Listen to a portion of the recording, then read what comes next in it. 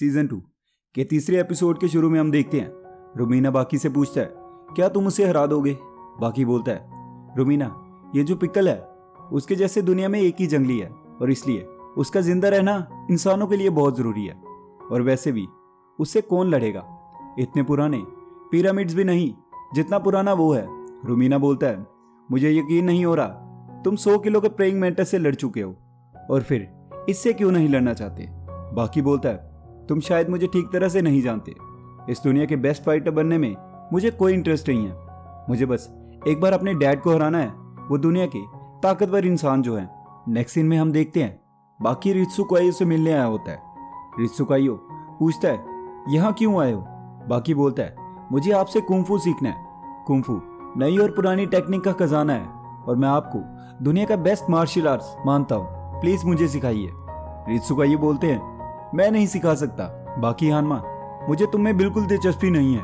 सच कहूं तो पिछले कुछ दिनों से मेरी किसी चीज में दिलचस्पी नहीं है और ना मेरा काम पर ध्यान है और यह सब सिर्फ एक आदमी की वजह से हो रहा है। शायद तुम भी उसे जानते हो।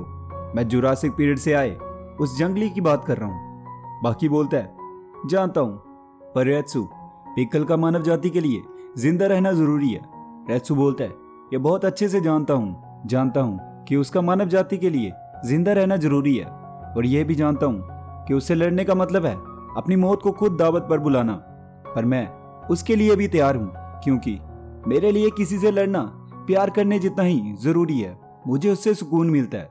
मैं उस आदमी से लड़ने के लिए तड़प रहा हूँ। डायनासोर के जमाने से आए उस आदमी की ताकत देखना चाहता हूँ। 4000 सालों से चलती आ रही हर टेक्निक जानता हूँ मैं, और मैं देखना चाहता हूँ वो मेरा मुकाबला किस तरीके से करता है। मैं ये भी नहीं जानता कि वो लड़ता कैसे है। मुझे उससे मिलना है, उससे किसी भी हालत में लड़ना है। तभी नेक्स्ट सीन में हम देखते हैं साइंटिस्ट ने कैप्टन स्टाइडम और मित्सुनारी टोकुगावा को बुलाया होता है। साइंटिस्ट बोलता है, मैंने आपको बुलाया है क्योंकि मुझे आपकी मदद की जरूरत है।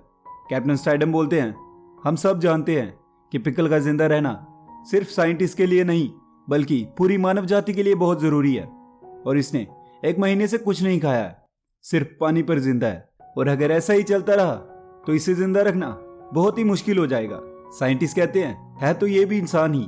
ये अपने जमाने का एक महान शिकारी रहा है और ये खुद अपने शिकार को मारकर खाना पसंद करता है। ये तब तक नहीं खाएगा जब तक अपने शिकार खुद नहीं मार लेता। पर इस जुरासिक फाइटर से कोई नहीं लड़ना चाहता। पहले हमने स्पेन के ताकतवर बुल को यहाँ बुलाया, फिर कामाचाटका के सबसे बड़े भालू को बुलाया, शेर तक को लेकर आए, पर तीनों जानवर शांति से कोने में बैठे पिकल को देखकर भाग गए। शेर को देखकर तो ऐसे लगा जैसे कुत्ता दुम दबाकर भाग रहा हो। कैप्टन स्टाइडम बोलते हैं, जानी, जुरासिक पीरियड से आया ये आदमी बिना लड़े हर जंग जीत जाता है। साइंटिस्ट बोलते हैं, लेकिन अब भी एक जानवर है जिससे लाना बाकी है, जिसे अब तक हम इसके सामने नहीं ला पाए। साइबेरियन टाइगर, दुनिया का सबसे खतरनाक टाइगर। इसकी लंबाई 4.5 मीटर के करीब है और इसका वजन 490 किलो तक का है। इससे बड़ा टाइगर पूरी दुनिया में नहीं। तभी हम देखते हैं पिकल और टाइगर की लड़ाई होती है और पिकल टाइगर को मार के खा जाता है। नेक्स्ट सीन में हम देखते हैं रेत्सु मित्सुनारी टोकुगावा के पास आया होता है। टोकुगावा पूछते हैं, यहाँ कैसे आना हुआ रेत्सु? रेत्सु बोलता है, उस जंगली के लिए खाना नहीं मिल रहा है ना। टोकुगावा बोलते हैं, उसे वही जानवर पसंद है जो अब सिर्फ 500 ही बचे हैं। रेत्सु बोलता है, सुनने में आया है वो वही जानवर खाता है जो उस पर हमला करने की हिम्मत रखते हैं। टोकुगावा, आपको उसका खाना ढूंढने में तकलीफ हो रही है ना, तो मैं उसका खाना बनने के लिए तैयार हूं। मैं सोच समझ के ये फैसला ले रहा हूं कि मैं पिकल का अगला शिकार बनना चाहूंगा। टोकुगावा बोलते हैं, लेकिन मैं तुम्हें उसका शिकार बनने नहीं दे सकता। रेत्सु बोलता है, तो क्या आप उसे भूखा ही रखना चाहते हैं? और फिर टोकुगावा और कैप्टन स्टाइडम साइंटिस्ट को बोलते हैं, रेत्सु पिकल से लड़ना चाहता है। साइंटिस्ट बोलते हैं, पिकल उसे मार देगा।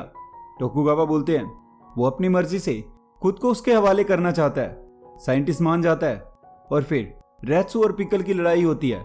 रेत्सु बोलता है, मैं अपनी सारी ताकत लगा दूंगा, ये मौका दोबारा नहीं मिलेगा, इसलिए मैं तुम्हें कांटे की टक्कर देना चाहता हूं। रेत्सु पिकल के मुंह पर एक किक मारता है और पिकल की आंखों से पानी आने लग जाता है। रेत्सु उसके मुंह पर मारता रहता है। तभी पिकल रेत्सु को मार के उसको खाने लग जाता है। रैत्सु फिर से उठता है और फिर लड़ता है, लेकिन पिकल फिर से रैत्सु को गिरा देता है। तभी रैत्सु के अंदर से आवाज आती है, रैत्सु इतना पत्थर दिल कब से हो गया? रैत्सु बोलता है, कौन हो तुम? अंदर से आवाज आती है, तुम्हें नहीं पता? मैं रैत्सु हूं, मैं ही तुम्हारा लक्ष्य हूं। तुम जिंदगी में मेरे जैसे बनना चाहते हो। मैं हूं सी किंग रैत्सु। याद रखना, मार्शल आर्ट्स तुम्हें कभी नहीं छोड़ेगा। तुम्हारी परीक्षा ली जा रही है। खुद पर भरोसा रखो। उन 4000 सालों का बोझ अपने सिर पर मत लो। अपने आर्ट को बचाने की चिंता मत करो। अपने लिए लड़ो। खुद को कभी किसी से कम मत समझना। कभी नहीं, कभी नहीं। और फिर रैत्सु मार्शल आर्ट्स की मदद से पिकल को मारता है और पिकल गिर जाता है। और इसी के साथ हमारा यह एपिसोड यहीं पे खत्म हो जाता है। तो गाइज, अगर ये वीडियो आपको अच्छी लगी तो लाइक कर देना, और please if you like my videos please channel को सब्सक्राइब करके जरूर जाना। Bye bye.